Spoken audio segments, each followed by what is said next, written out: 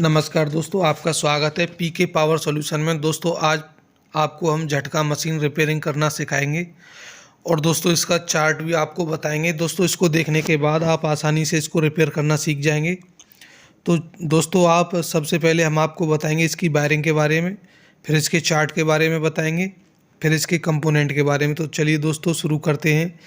दोस्तों ये लाल और काला जो है ये बैटरी के तार हैं। बैटरी में सप्लाई देने पे इसमें सप्लाई आएगी, उसके बाद इसमें ये ऑन हो जाएगा।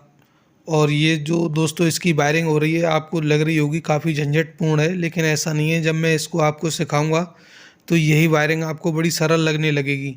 जी दोस्तों, ये रिले है, ये इसका सप्लाई एरिया है और ये आगे स्विच हैं। ये थोड़ी वायरिंग हो रही है इसमें। ये 24 आवर का स्विच है और वो उसका झटका बढ़ाने का स्विच है। और जो सबसे पहला बड़ा वाला स्विच है वो इसको ऑन करने का स्विच है। दोस्तों ये इसकी पीसीबी है, इसी में पल्स बनती हैं।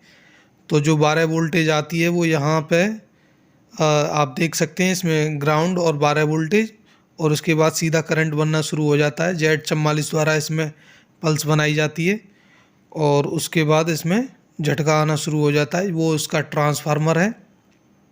और इसके बाद दोस्तों इसके कंपोनेंट के बारे में बात कर लेते हैं। आप एक बार इस पीसीबी को देख लीजिए ध्यान से। आपको पीछे से कुछ समझ में नहीं आ रहा होगा, मैं इसको अभी आपको बारीकी से समझाऊंगा, सब कुछ समझ में आ जाएगा। ये दोस्तों इसमें ETD 34 करके SMPS लगा हुआ है। ये दोस्तों इसमें TYN ट्रांजिस्टर लगा हुआ है। साथ ही इसी के 10 एम्पियर के डायोड लगे हुए हैं। और ये दोस्तों इधर रिले लगी हुई है, उधर सोलर वाला जैक लगा हुआ है।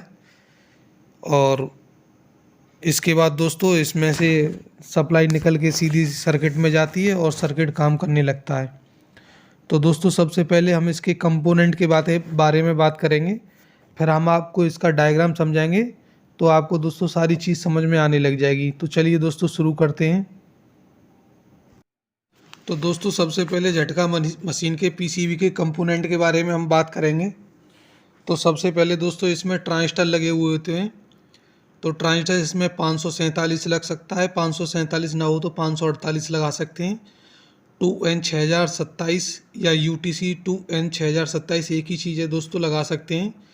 दोस्तों एक इसमें TYN 616 लगी हुई होती है। और दोस्तों पल्स बनाने के लिए जो सबसे ज़्यादा इस्तेमाल होता है IRF Z44 इस्तेमाल होता है। अगर आप ये नहीं लगाना चाहते तो IRF 840 या P55 भी लगा सकते हैं, ये भी दोस्तों काम कर जाएंगे। दोस्तों इसके बाद इसमें डायोड की बात की जाए तो डायोड 4007 लगा होता है। उसके बाद 5408 लगा हुआ होता है। और इसमें 10 एम्पियर के डायोड इस्तेमाल किए जाते हैं। और दोस्तों इसमें BZX85C डायोड इस्तेमाल किए जाते हैं। और दोस्तों इसमें एक जेनर डायोड 9.1 वोल्ट का इस्तेमाल किया जाता है।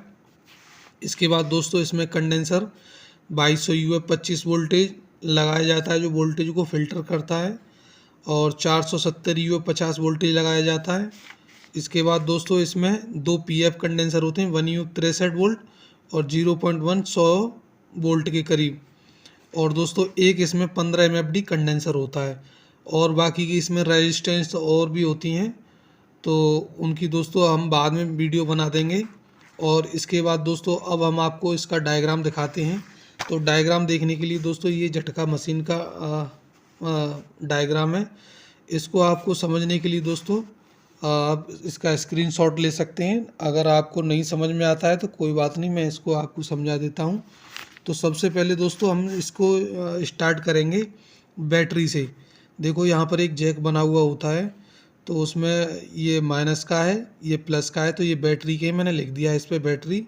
इसके बाद दोस्तों ये नीचे वाला है जो सोलर पैनल का है। तो अब आप इसको यहाँ से ध्यान से देखते जाइएगा दोस्तों, आपकी सारी चीज़ समझ में आती चली जाएगी। तो ये माइनस है दोस्तों, ये प्लस है बैटरी का। तो माइनस तो सर्किट में जा ही रहा है। और देखो प्लस जो जाता है ना, सबसे पहले दोस्तों वो रिले के बीच वाले पॉइंट पे जाता है। तो रिले के बीच वाले पॉइंट पे जाता है, तो उसके बाद क्या होता है दोस्तों, जब रिले ये रिले के ऑन वाले पॉइंट हैं, ये ग्राउंड है इसकी पिन, और इस पे ये यहाँ से 12 आवर और 24 आवर का जो बटन लगा हुआ है वहाँ से सप्लाई आती है। दोस्तों इसको मैं अभी समझाऊंगा, आपकी समझ में आएगा। और इसकी रिले की जो ये वाला पॉइंट होता है ये खाली होता है, और इस वाले पॉइंट से जो निकल के आता है वो ऑन ऑफ स्विच के लिए जाता है। ऑन ऑफ स्विच के बाद सप्लाई आगे सर्किट में जाती है। तो दोस्तों इसको समझने के लिए क्या करना है कि जब सोलर पैनल से सप्लाई जाती है तो वो डायोड 5408 लगा के रिले के उसी पॉइंट पर जाती है जहाँ पर बैटरी का पॉइंट जाता है। तो इसके लिए क्या होता है दोस्तों कि जब हम 12 आवर और 24 आवर पे इसको चलाना चाहते हैं, या 24 घंटे या 12 घंटे चलाना चाहते हैं, तो जब 12 जैसे बैटरी होती है दोस्तों, तो उसमें बैटरी में एक लिमिटेड करंट होता है, उसको पता है कि कुछ समय बाद वो डाउन हो जाएगी। तो आप ध्यान से देखिए दोस्तों, ये माइनस है जो सर्किट में गया है, और ये यहाँ से बैटरी से प्लस गया है। तो प्लस यहाँ से जाने के बाद सीधा रिले के इस पॉइंट पे जाता है, और ये यहाँ से सीधा ऑन ऑफ होते हुए सर्किट में चला जाता है। यानी कि झटका मारते मारते एक समय पे बैटरी लो हो जाएगी, तो वो 12 घंटे ही चल पाएगी, हालांकि ज़्यादा चल जाती है। और अगर हम उसको 12 और 24 आवर पे कर देते हैं तो क्या होगा, रात में तो वो बैटरी से चलेगी, जैसे ही दिन निकलेगा। तो यहाँ से देखिए दोस्तों, ये जो रिले की पिन है ये ग्राउंड है, और इस पिन पे ये स्विच के पास आई है, और स्विच से सप्लाई सोलर के लिए गई है, तो वो फिर सोलर से स्टार्ट हो जाएगी। ये सर्किट है सोलर से चलेगा, यानी कि 24 घंटे भी आप चला सकते हो। तो जो 24 आवर और 12 आवर का बटन है वो इसीलिए लगाया गया है दोस्तों। इसके बाद दोस्तों क्या होता है कि जब जैसे ही सोलर वाली सप्लाई इस डायोड के द्वारा रिले के इस पॉइंट पे जाती है, तो यहाँ से हम एक वायरिंग लेते हैं, और 10K की रेजिस्टेंस, इसका कलर कोड है कत्थई काला नारंगी, और वो एलईडी पे आता है चार्जिंग वाली पे। तो जो एलईडी होती है उसमें 2 पिन होती हैं, एक पिन को हम ग्राउंड कर देते हैं, ग्राउंड से जोड़ देते हैं माइनस से, और एक पे सप्लाई दे देते हैं। तो जैसे ही इसमें सोलर की लाइट आएगी तो ये चार्जिंग वाली एलईडी जल जाएगी दोस्तों। इसके बाद क्या होता है कि रिले से जो आउटपुट निकलता है वो स्विच पे आता है, और स्विच से ऑन होने के बाद वो सीधा सर्किट में जाता है। लेकिन दोस्तों जैसे ही ऑन करते हैं ना, तो वहाँ से एक रेजिस्टेंस 150 ओम की हम एक सिस्टम वाली एलईडी से और जोड़ देते हैं, जिसकी एक पिन ग्राउंड होती है, और दूसरी पे 12 वोल्टेज की सप्लाई 150 ओम से होते हुए जाती है। इसके बाद दोस्तों क्या होता है, माइनस वाला माइनस वाला वायरिंग आ जाती है, और एक जैक के थ्रू यहाँ से प्लस वाली भी आती है। तो इसके बाद दोस्तों क्या होता है, 10 एम्पियर का डायोड लगा होता है, और उस 10 एम्पियर के डायोड के द्वारा जो 12 वोल्टेज निकलती है फिल्टर होके, उसको 2225 कंडेंसर फिल्टर करता है। इसके बाद दोस्तों क्या होता है, ये SMPS लगा होता है यहाँ पर। SMPS में 3 इधर पॉइंट होते हैं, 3 इधर होते हैं।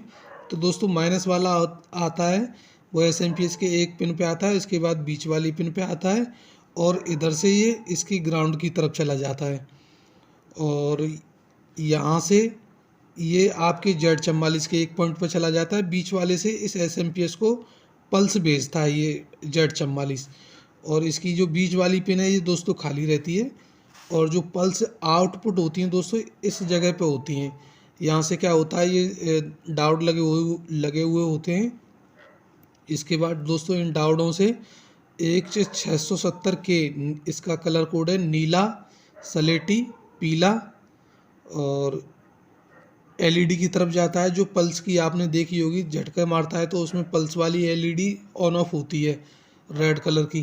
तो उसका जो एलईडी में दूसरा पिन होता है उसकी पिन को हम ग्राउंड कर देते हैं, और 670K नीला, स्लेटी, पीला से और इस पल्स वाली पिन से जोड़ के इसको सप्लाई दे देते हैं। जैसे ही दोस्तों यहाँ पे पल्स Z44 पे ड्राइव आएगी तो ये यहाँ पर पल्स पैदा करेगा, मतलब वोल्टेज पैदा करेगा, तो वो यहाँ पर आएंगे, ऑन ऑफ होंगे तो वो इस रेजिस्टेंस के थ्रू यहाँ पर इंडिकेट करेंगे दोस्तों। इसके बाद दोस्तों क्या होता है, यहाँ पर हम एक 15 MFD का कंडेंसर इसी जगह पर जोड़ते हैं, और उस कंडेंसर का जो दूसरा तार होता है उसको हम ग्राउंड कर देते हैं। और दोस्तों यहाँ से ये 10 एम्पियर के एक डायोड से 10 एम्पियर माइनस और एक डायोड से माइनस 10 एम्पियर करके TYN 616 पे जाते हैं। TYN 616 का एक सिरा ग्राउंड होता है और दूसरे सिरे पर सप्लाई आती है रेजिस्टेंस और डायोड के द्वारा। इसके बाद दोस्तों क्या होता है, ये यहाँ हमारा आउटपुट ट्रांसफार्मर होता है। यहाँ पर दोस्तों यहाँ से ये सप्लाई आती है, यहाँ से प्लस वाला आउट होता है, यहाँ से माइनस वाला आउट होता है। तो दोस्तों ये इसकी वायरिंग है। अगर आपको थोड़ी सी वीडियो पसंद आई हो तो वीडियो को लाइक करें, चैनल को सब्सक्राइब करें। और दोस्तों इसमें एक ये होगी झटके वाली पीसीबी का डायग्राम। इसके बाद दोस्तों आता है आपका इसमें सायरन का डायग्राम। सायरन का डायग्राम करने के लिए दोस्तों क्या करते हैं, इसके जो आउटपुट में एक कॉइल लगा दी जाती है। तो जैसे ही यहाँ पर लोड बढ़ता है तो उस कॉइल में वोल्टेज मतलब फ्रीक्वेंसी पैदा होती है। उस फ्रीक्वेंसी को 358 की आईसी लगा के आउटपुट में जोड़ दिया जाता है, जिससे सायरन बजने लगता है। दोस्तों उसका भी मैं डायग्राम बना के डाल दूंगा।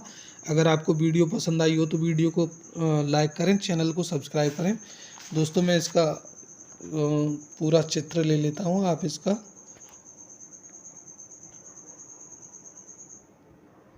स्क्रीनशॉट ले सकते हैं। तो दोस्तों फिर मिलते हैं अगली वीडियो में, तब तक के लिए धन्यवाद।